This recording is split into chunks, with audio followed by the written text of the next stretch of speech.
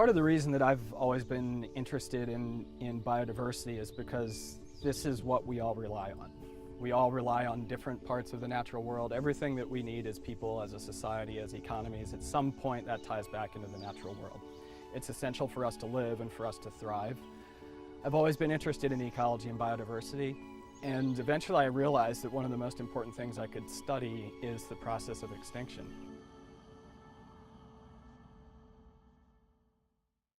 One of the neat things about seeing all these spiders on here, like this big jumping spider, and we've got another one called a green lynx spider that really emphasizes what a predator it is. And it's such a good sign that we get those kinds of species in here, because it tells us that we've got a good base of resources where predators like that can live in here, a green lynx spider. Sort of like having wolves in Yellowstone. That makes me feel really good knowing that we have wolves in Yellowstone, because it tells us that Yellowstone can support wolves, that it's a healthy ecosystem. Extinction is something that's always going on, but it's accelerating. It's accelerating with human activity.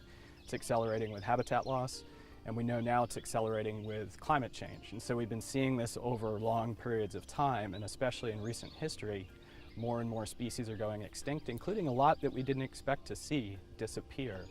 And understanding which species go extinct in response to climate change, understanding which species go extinct in response to new diseases, to habitat loss, to pollution, is really essential. If we can't understand why certain species are going extinct, we can't predict future extinctions, and if we can't predict future extinctions, we can't prevent future extinctions. I can't go out, I won't go out and cut down 3/4 of a rainforest to find out who goes extinct and why. I can't destroy 3/4 of a coral reef and ask that same question, who goes extinct and why?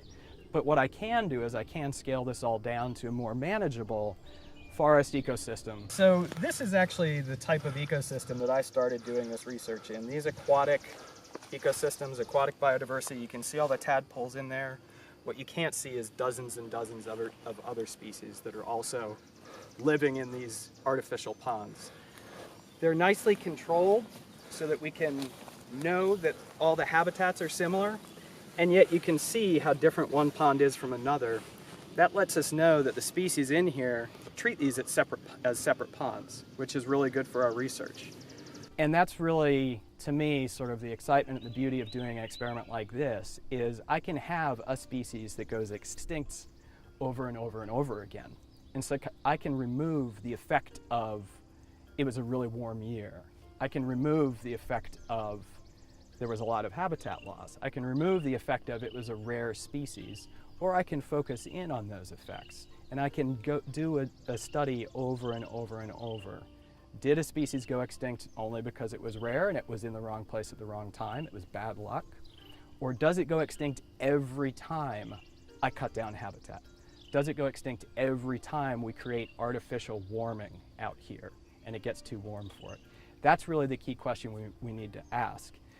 If we were to repeat history, would the dodo go extinct every single time we repeated that sequence of events?